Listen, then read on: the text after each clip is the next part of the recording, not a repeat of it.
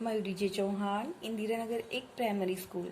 नमस्कार बच्चों, आज हम कक्षा 8 में हिंदी विषय में इकाई 9 ममता की समझ पाएंगे।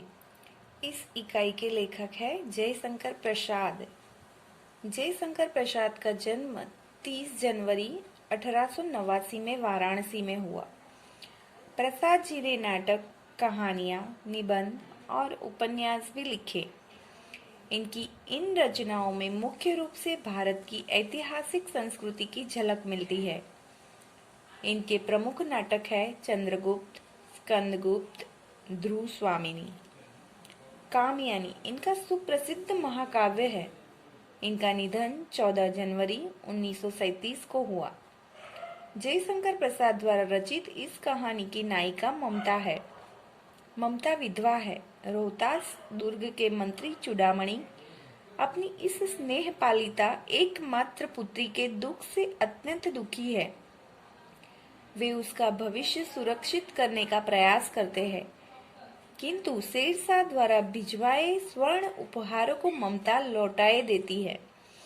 डोलियों में छिपकर बैठे पठान सैनिकों ने अगले ही दिन दुर्ग पर अधिकार कर लिया। चूड़ामणि वहीं मारे गए, किंतु ममता वहां से सुरक्षित काशी के उत्तर में स्थित एक धर्मचक्र विहार में जा पहुंची और वहीं रहने लगी। लंबा समय बीत गया। अपनी झोपड़ी में बैठी ममता दीप के आलोक में पाठ कर रही थी कि एक भीषण और हताश आकृति ने आश्रय मांगा। संकोच पूर्वक ममता ने उस पथिक को आश्रय दिया। वह पथिक कोई और नहीं, हुमायूं था, जिसने सुबह होने पर अपने एक सैनिक मिर्जा को इस वृद्धा की टूटी झोपड़ी बनवाने का आदेश दिया। ममता अब 70 वर्ष की हो चली थी। अचानक उसे एक अश्वारोही की आवाज सुनाई दी, जो उसी की झोपड़ी के बारे में पता पूछ रहा था। ममता उस मुगल अश्वारोही को वह स्थान सौंपकर अनंत यात्रा पर चली गई। उस स्थान पर एक आकर्षक मंदिर बना, जिसके शिलालेख पर सातों देश के नरेश हुमायूं और उसके पुत्र अकबर का नाम तो था, किंतु ममता का कहीं जिक्र तक न था। अब बच्चों, हम इस इकाई की समझ पाएंगे। आप ध्यान से सुनिएगा। रोहतास दुर्ग के प्रकोष्ठ में बैठी हुई युवती ममता शोण के तीक्ष्ण गंभीर प्रवाह को देख रही थी। मन में वेदना, मस्तक में आंधी, आंखों में पानी की बरसात लिए वह विकल थी। दुर्ग यानी किला। वह रोहतास दुर्ग के मंत्री चूड़ामणि की एकमात्र दुहिता थी। दुहिता यानी पुत्री। उसके लिए कोई अभाव होना असंभव था, परंतु वह विधवा थी। उसकी विडंबना का अंत कहाँ था? चूड़ामणि ने चुपचाप उस प्रकोष्ठ में प्रवेश किया। शोण के प्रवाह और उसके कलनाद में ममता अपना जीवन मिलाने में बेसुध थी। पिता का आना न जान सकी। चूड़ामणि व्यथित हो उठे। व्यथित होना यानी पीड़ित होना। स्नेह पालिता पुत्री के लिए क्या करे, यह स्थिर न कर सकते थे। लौटकर बाहर चले गए। ऐसा प्रायः होता, परंतु आज मंत्री के मन में बड़ी दुश्चिंता थी। पैर सीधे न पड़ते थे। एक पहर बीत जाने पर वे फिर ममता के पास आए। उस समय उनके पीछे 10 सेवक चांदी के बड़े थालों में कुछ लिए खड़े थे। कितने ही मनुष्यों के पद शब्द सुन ममता ने घूमकर देखा। मंत्री ने सब थालों को रखने का संकेत दिया।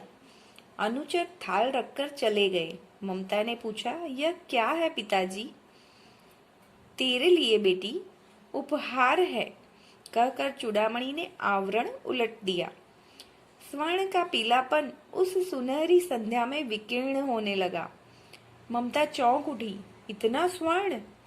स्वर्ण यानी सोना। यह कहाँ से आया? चुप रहो ममता, यह तुम्हारे लिए है। तो क्या आपने शत्रु का उत्कोच स्वीकार कर लिया? पिताजी, यह अनर्थ है।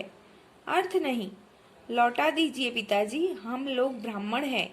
इतना सोना लेकर क्या करेंगे? इस पतनोन्मुख प्राचीन सामंत वंश का अंत समीप ही है बेटी। किसी भी दिन शेरशाह रोहतास दुर्ग पर अधिकार कर सकता है। उस दिन मंत्रित्व न रहेगा। तब के लिए बेटी, हे भगवान, विपद के लिए इतना आयोजन। विपद यानी मुश्किल, तकलीफ या फिर मुसीबत। परम पिता की इच्छा के विरुद्ध इतना साहस। पिताजी, क्या भीख न मिलेगी? क्या कोई हमें 2 मुट्ठी अन्न न देगा? यह असंभव है। फेर दीजिए पिताजी, मैं कांप रही हूँ। इसकी चमक आंखों को अंधा बना रही है। मूर्ख है, कहकर चूड़ामणि चले गए। दूसरे दिन जब डोलियों का तांता आ रहा था, मंत्री चूड़ामणि का हृदय धक धक करने लगा। वे अपने को रोक न सके। उन्होंने जाकर रोहतास दुर्ग के तोरण पर डोलियों का आवरण खुलवाना चाहा। पठानों ने कहा, यह महिलाओं का अपमान करना है। बात बढ़ गई। तलवारें खींची, मंत्री वहीं मारे गए। राजा रानी और कोस सब छली शेरशाह के हाथ पड़े। निकल गई ममता। डोली में भरे हुए पठान सैनिक दुर्ग भर में फैल गए, परंतु ममता न मिली। ममता चतुराई से वहां से निकल गई।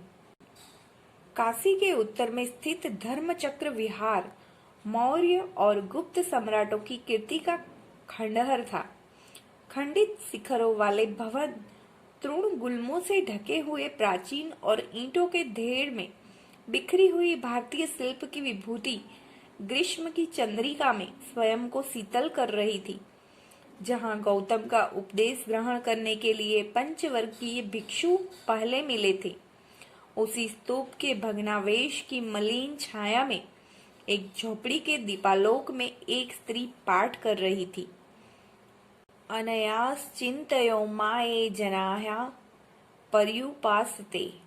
पाठ रुक गया। एक भीषण और हताश आकृति दीपक के मंद प्रकाश में सामने खड़ी थी। स्त्री उठी। उसने कपाट बंद करना चाहा, परंतु उस व्यक्ति ने कहा, माता, मुझे आश्रय चाहिए। वो आश्रय लेने के इरादे से आया हुआ था। तुम कौन हो? स्त्री ने पूछा। मैं मुगल हूँ। चौसा युद्ध में शेरशाह से विपन्न होकर रक्षा चाहता हूँ। इस रात अब आगे चलने में असमर्थ हूँ। क्या शेरशाह से? स्त्री ने अपने ओठ काट लिए। हाँ माता, परंतु तुम भी वैसे ही क्रूर हो। वही भीषण रक्त की प्यास, वही निष्ठुर प्रतिबिंब तुम्हारे मुख पर भी है। सैनिक, मेरी कुटी में स्थान नहीं। जाओ, कहीं दूसरा आश्रय खोज लो।